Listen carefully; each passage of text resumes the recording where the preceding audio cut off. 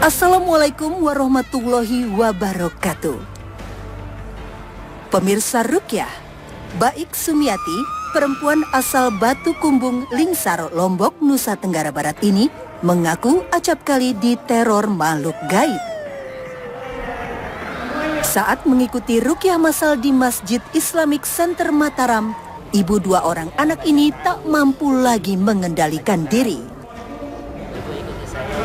Jin yang ada dalam raganya seolah tak tenang dan merasa kepanasan mendengar lantunan ayat suci Al-Quran yang dibacakan Ustadz Muhammad Zunaidi.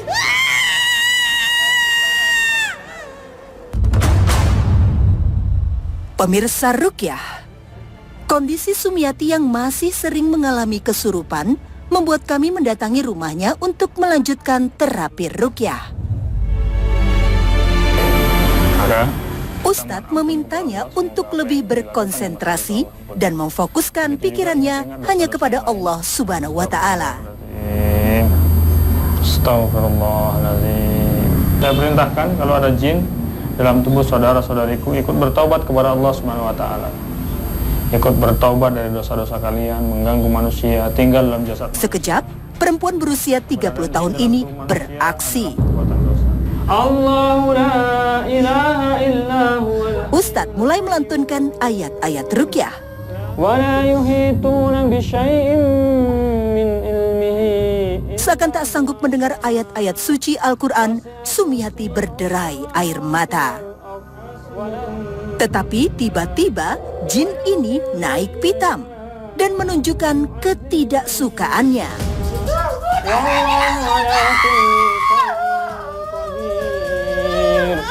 Amana Rasul bima unzila ilaihi min rabbih wal mu'minun.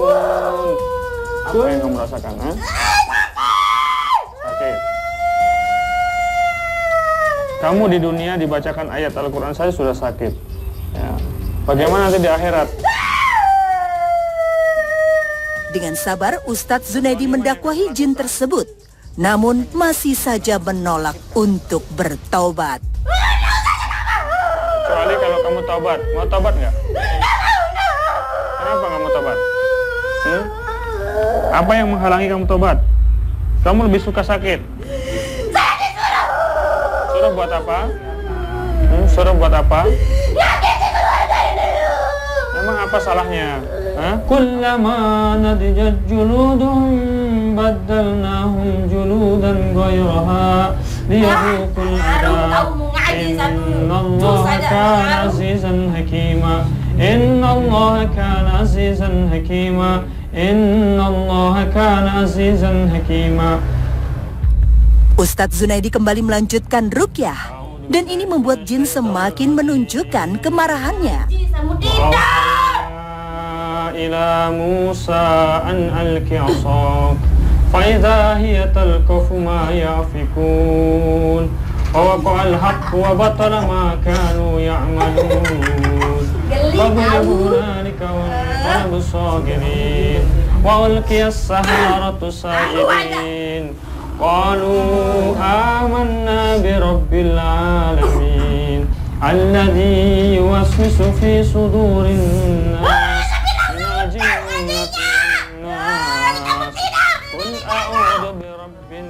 Jin yang berada di dalam raga Sumiati kembali marah saat menyadari Ustadz mengumandangkan firman-firman Allah Subhanahu wa Ta'ala.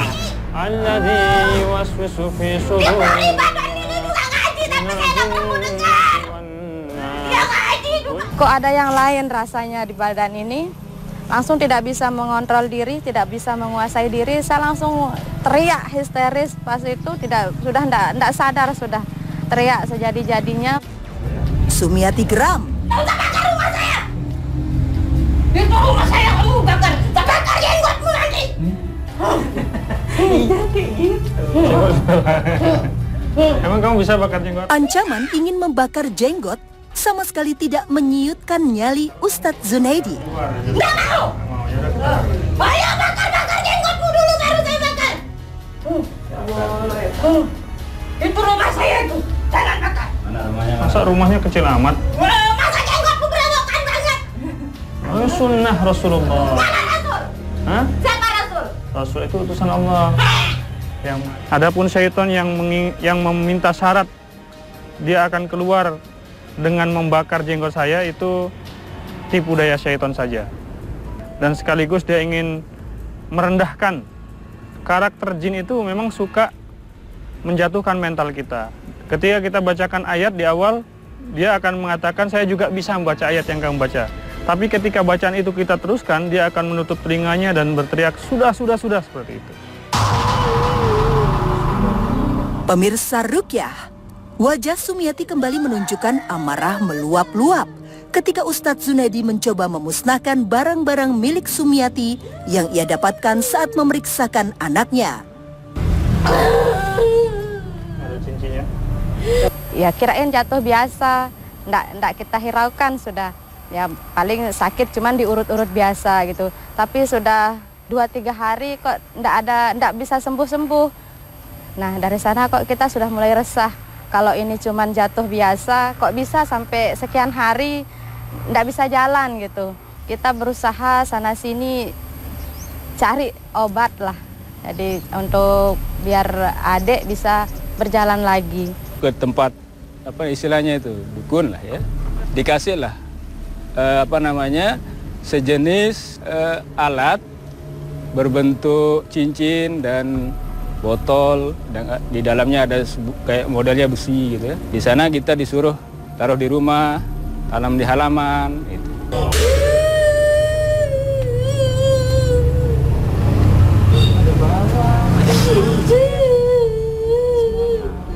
Saya mau pergi kalau bakar rumah saya. Dan tetap di badannya.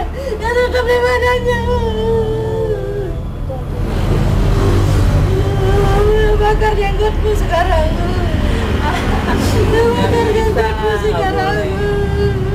Ke dukun-dukun dan sebagainya, itu yang menyebabkan kemudian jin itu justru menguasai ibu tersebut. Kemudian kekhawatiran, ketakutan menyebabkan syaitan itu mengikat dirinya, ya, dan sulit untuk keluar dari tubuhnya. Bu Sum, istighfar Bu, kuasa dirinya Bu. Bismillahirrahmanirrahim. Setelah mengikuti semua perintah, dia langsung terkapar lemah. Apa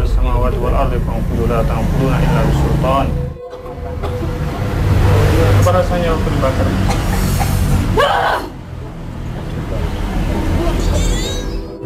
Ini tubuh ibu, bukan tubuhnya syaitan. Saya belum mau keluar, saya paksa saya keluar, nanti saya keluar sendiri setelah bakar jenggotnya dia. Nggak boleh gitu. Keluar. Lu buat perjanjian dulu sama gue. Gue akan keluar kalau lu bakar jenggot lu. Pak Ustadz, kok saat Pak Ustadz lagi ngaji, dia malah seolah terbiasa ya sama mendengar suara-suara ngaji, nggak ada rasa takut jin ini. Bukan tidak takut, sebenarnya itu hanya gertakan. Ketika kita baca terus kan dia tutup telinga sambil diam gitu. Itu sebenarnya hanya Ini badan ini tiap mental hari kita supaya ngaji kita berhenti. dia tiap hari ngaji juga, orang-orang rumah ini tiap hari ngaji. Lu kira orang di sini nggak pernah ngaji apa? Tapi kan gue seneng main-main dalam tubuhnya. Setelah menyaksikan kondisinya membaik, Ustadz memintanya untuk berkeliling di sekitar rumahnya. Baru beberapa langkah, ia merasakan adanya energi negatif. Tubuhnya menjadi lemas tak berdaya. Ya, pemirsa Rukyah, saat Pak Ustadz Junaidi mengajak Ibu Sumiati beserta Pak Imron untuk mencari buhul yang berada di sekitar rumah, Ibu Sumiati nampaknya tidak kuasa ya. Dia tidak kuat untuk melintasi tempat ini.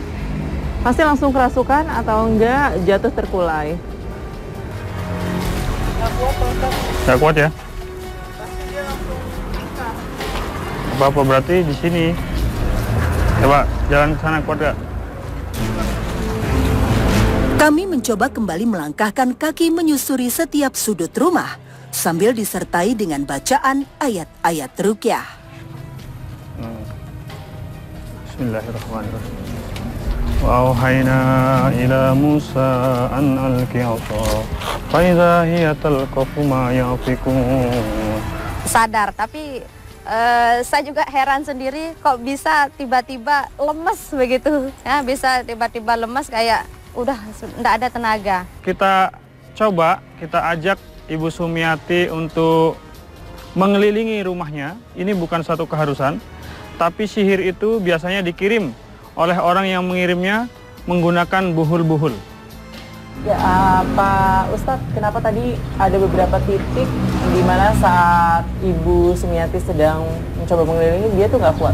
Jadi keliling rumah untuk mencari buhul itu kita bukan minta petunjuk kepada jin ya. Banyak orang yang menduga, oh itu nggak boleh karena meminta petunjuk kepada jin. Tidak, ya, sama sekali tidak. Jadi kita keliling itu, buhul ketika ada di satu tempat akan punya pengaruh yang sangat kuat kepada orang yang disihir. Sehingga ketika korban sihir ini berdekatan dengan energi sihir itu, dia akan berada dalam kondisi terlemahnya. Ya. Pemirsa Ruqyah, gangguan makhluk gaib Sumiati rasakan usai memeriksakan Hanum, anak bungsunya yang sakit ke pengobatan alternatif. Hanum sempat tidak bisa berjalan selama 4 bulan setelah terjatuh. Dari kejadian itu, seolah membuka pintu masuknya jin, sehingga gangguan makhluk gaib sering ia rasakan. Tak hanya itu saja, tubuhnya juga sering merasakan sakit, lemas, dan sering merasa panas. Sakit ya? Pemirsa Ruqyah, Ustadz Zunaidi masih menangkap banyak keganjilan dalam diri Sumiati.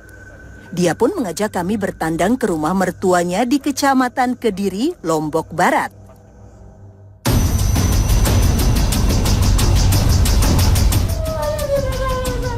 Di rumah inilah dulunya Hanum jatuh, dan jatuhnya Hanum ini diduga berasal dari ulah jin.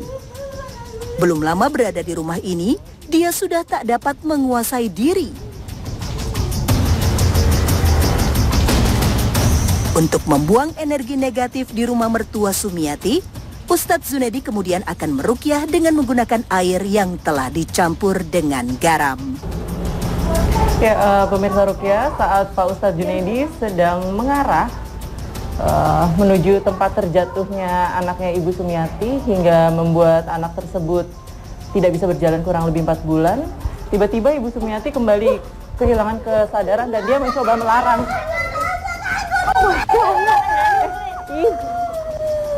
Ibu, ya Allah. Ibu. Ya. Ibu, istighfar Ibu, Masya Allah Ibu.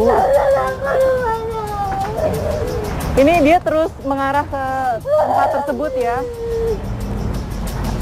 Udah.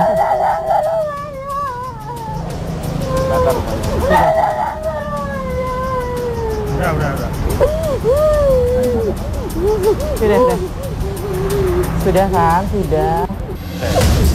Ibu Sum? Saya diperintahkan untuk masuk keluarga ini, hancurkan dulu keluarga ini. Sudah anaknya saya buang, tak bisa jalan. Satu-satu harus saya hancurkan. Ayo, keluar. Karena mau keluar di dalam. Lebih potong jenggot dulu. Sebelum meninggalkan tubuh Sumiati, jin ini tetap mengajukan beberapa persyaratan. Sekarang kamu harus bakar jenggotnya dulu. A'udzubillahi samiil alim minasyaitonir rajim.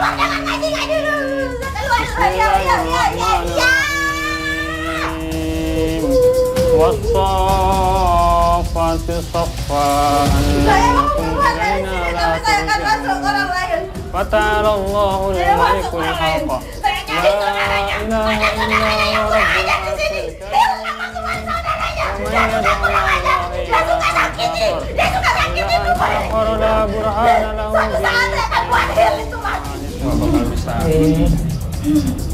Kamu sudah lama tercabik-cabik tubuh kamu.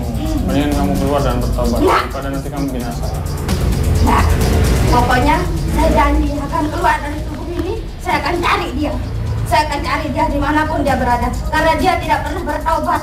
Nah, kalau tubuh ini kemungkinan besar akan bertobat, tapi kalau tubuh yang itu, hil itu, dia tidak akan pernah bertobat. Dia sering sakiti orang, dia sering sakiti orang, dia sering zalimi orang. Tubuh ini juga sering dia zalimi. Mbak, istighfar. Ini ada psikis juga. Ya mudah-mudahan setelah ada ruqyah syar'i ini kami sekeluarga tidak ada gangguan lagi. Dan alhamdulillah sedikit demi sedikit netral dan akhirnya lepas dari tubuh Ibu Sumiati. Selain di Lombok, dakwah ruqyah juga Ustadz Zunaidi lakukan di Pulau Sumbawa, Nusa Tenggara Barat.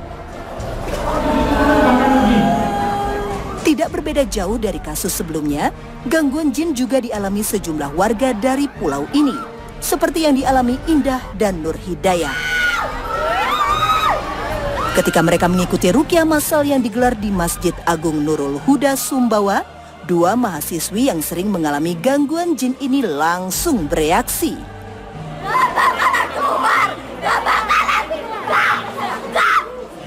Belum 100% kembali pada kesadarannya, membuat Ustadz Zunaidi mengambil keputusan meruqyah mereka secara bersamaan. Iyyaka na'budu wa iyyaka nasta'in. Ihdinas siratal mustaqim.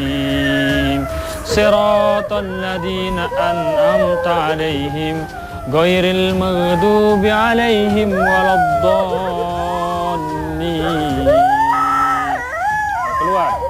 Keluar dalam keadaan bertaubat. Ustadz Zunaidi memerintahkan semua jin yang berada dalam raga mereka untuk keluar. Ya, keluar dalam keadaan bertaubat.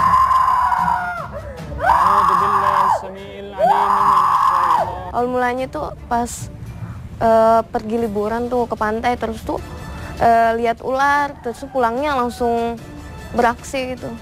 Ularnya Di laut. Oh, ular di laut. Warna apa?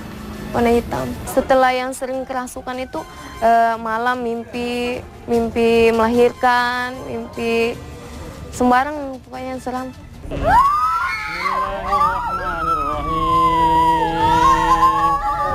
Dzalikal kitabu la raiba fihi hudan lil muttaqin alladzina yu'minuna bil ghaibi wa yuqimuna as-salata wa mimma razaqnahum yunfiqun.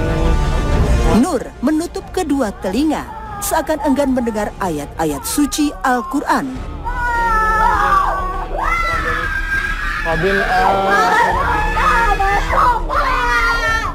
Semakin lama, semakin tidak terkendali.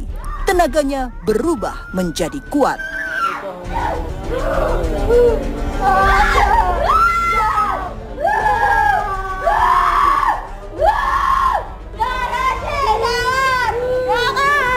Di kamar lihat ini wanita rambut panjang warna putih. Menyampaikan sesuatu gak sama Nur? Nggak ada sih, cuma tatapan matanya tuh tajam kayak marah begitu.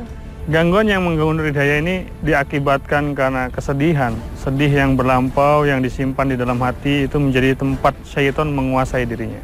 Setelah diterapi ruqyah Ustadz Zunaidi dan Ustadz Mus'ab, alhamdulillah Nur sudah kembali sadar. Sementara Indah masih terus berjuang terbebas dari jeratan makhluk gaib. Wa may yad'u ma'allahi ilahan akhar la burhana lahu bihi fa innama hisabuhu inda rabbih innahu la yuflihul kafirun wa qur rabbi ighfir warham wa anta khairur rahimin. Keluar.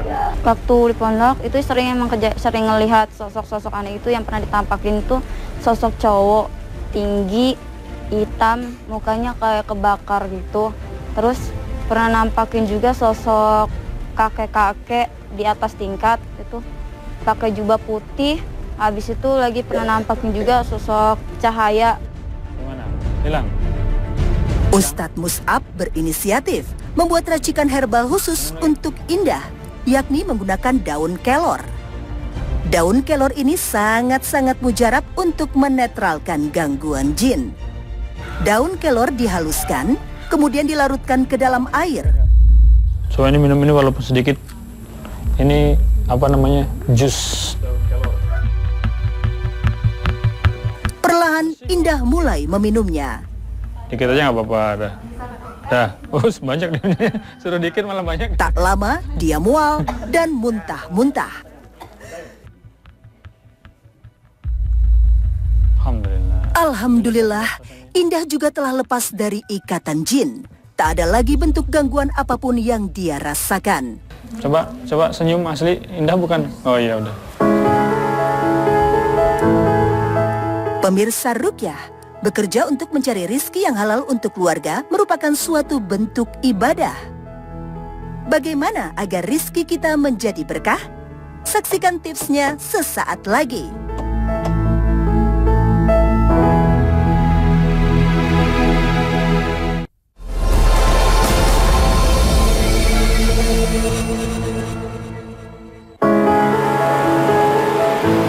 Pemirsa Ruqyah, Islam memberikan perhatian yang sangat tinggi pada urusan pekerjaan. Bekerja untuk mencari rizki yang halal untuk keluarga merupakan suatu bentuk ibadah. Bagaimana agar rizki kita menjadi berkah? Ustadz Zunaidi akan memberikan tipsnya. Pemirsa, ada dosa-dosa yang tidak bisa terhapus dengan sholat, sedekah, tapi hanya bisa dihapus dengan bekerja. Sampai-sampai Rasulullah SAW pernah mencium tangan seorang tukang batu yang tangannya kasar sebagai bentuk penghormatan atas usahanya mencari nafkah untuk keluarganya. Islam memberikan beberapa panduan untuk orang-orang yang bekerja mencari nafkah untuk keluarganya. Yang pertama, niatkan pekerjaan itu sebagai bentuk ibadah kepada Allah Subhanahu wa taala. Yang kedua, jangan tinggalkan ibadah. Di dalam surat Al-Jumu'ah Allah menyebutkan, A'udzubillahi minasyaitonirrajim, wa idza qudiyatis shalah fantasiru fil ard wabtagu min fadlillah wazkurullaha katsiran la'allakum tuflihun. Apabila kamu telah selesai melaksanakan salat, bertebaranlah di muka bumi. Carilah rahmat Allah Subhanahu wa taala dan perbanyaklah mengingat Allah agar kalian beruntung. Yang ketiga, pastikan bahwa rizki yang kita ambil, yang kita makan, yang kita berikan kepada anak-anak kita, keluarga kita adalah rezeki yang halal. Rezeki yang tidak kita ambil dengan cara merugikan orang lain. Para salafus saleh sangat berhati-hati dalam perkara ini. Bahkan istri-istri mereka selalu membisikkan di telinga suaminya ketika suaminya mau pergi bekerja. Ya zauzi, nahnu nasbiru alal ju' wala nasbiru alan nar. Wahai suamiku, kami mampu bertahan dengan perihnya rasa lapar, tapi kami tidak mampu menahan perihnya api neraka. Maka jangan engkau bawa pulang kecuali rezeki yang halal. Insya Allah, bila kita berkomitmen dengan tiga hal ini, rezeki yang kita dapatkan berkah dan akan menyelamatkan kita di dunia dan di akhirat. Semoga bermanfaat. Terima kasih atas perhatian Anda. Wabillahi taufik wal hidayah. Wassalamualaikum warahmatullahi wabarakatuh.